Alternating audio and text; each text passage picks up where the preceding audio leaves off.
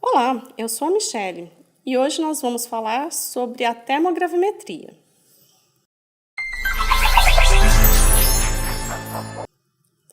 O que é a termogravimetria, conhecida como TGA? A definição, segundo o ICTAC, que é a técnica na qual a massa de uma substância é medida em função da temperatura, enquanto a substância é submetida a uma programação controlada de temperatura.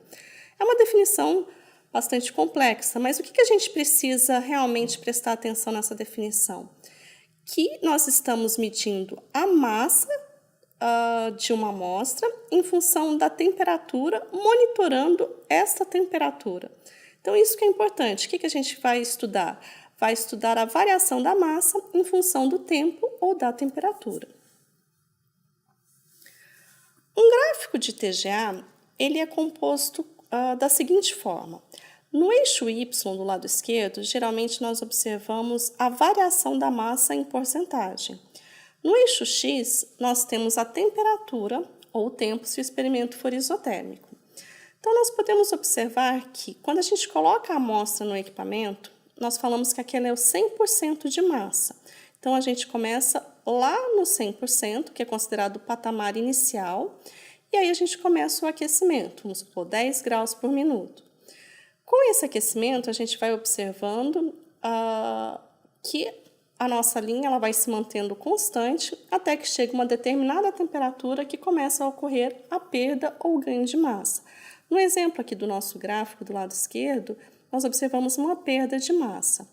Essa temperatura ela é conhecida como a TI, temperatura inicial, em que pode ser detectado o início da variação de massa para um determinado conjunto de condições experimentais. Com o novo aquecimento, com o passar do tempo, a gente observa que a amostra ela vai perdendo massa até atingir novamente um patamar constante de massa. Esse é o patamar final. Nessa temperatura, ela é conhecida como temperatura final, que indica que o processo responsável pela variação de massa foi concluído. E uma coisa que a gente sempre observa é a famosa temperatura onset. O que significa temperatura onset? A temperatura onset nada mais é do que o início extrapolado, pois o início ele depende muito de quem está interpretando o gráfico, do operador.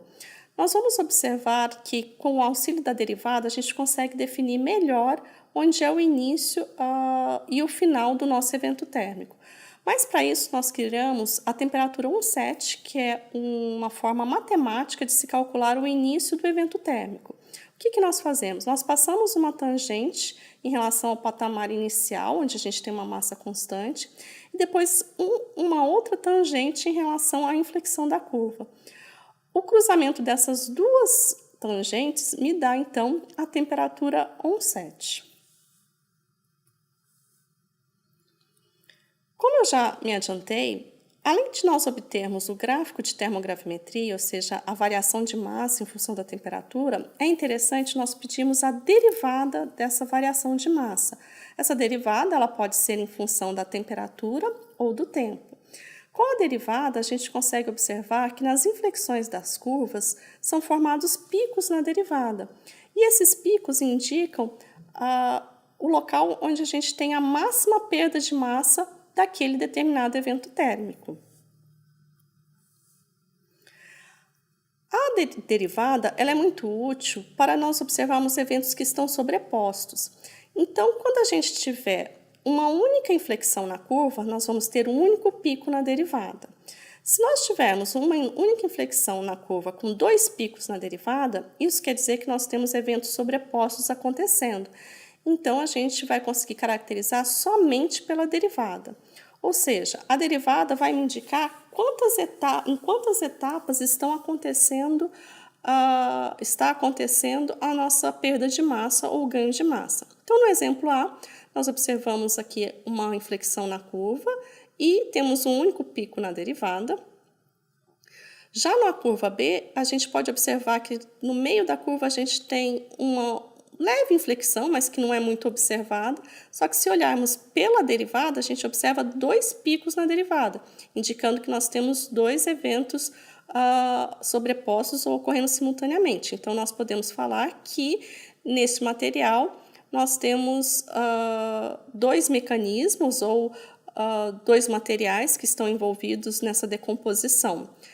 No exemplo C, fica também bem nítido, né, que somente utilizando a curva de variação de massa, a gente acha que tem um único evento térmico acontecendo.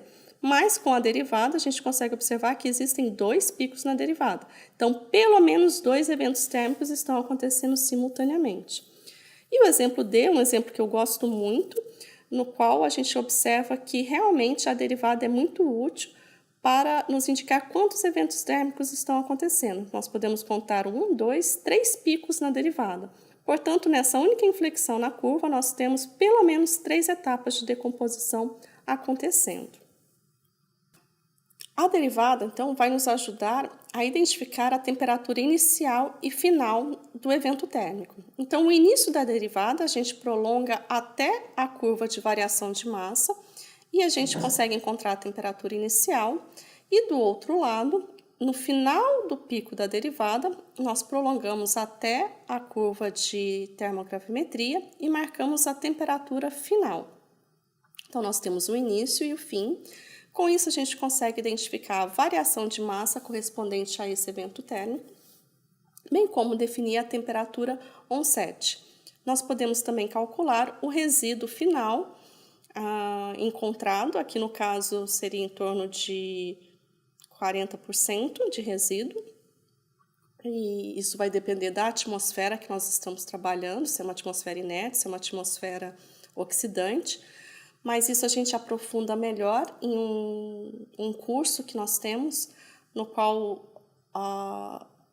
ele é bem mais detalhado, a gente tem mais tempo para aprofundar em alguns conceitos, mas hoje nós vamos ficar aqui somente definindo, então, como que a gente identifica a temperatura inicial e final de um evento térmico em termogravimetria. Vou deixar para vocês aqui uma pergunta. Como que a gente encontra a temperatura inicial e final numa curva de termogravimetria? Obrigada e nos vemos na próxima aula.